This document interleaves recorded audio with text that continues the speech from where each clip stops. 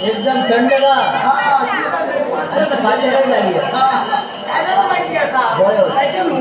आंब्यावर जांभा माळावर डाळ कोकणीवर ढोला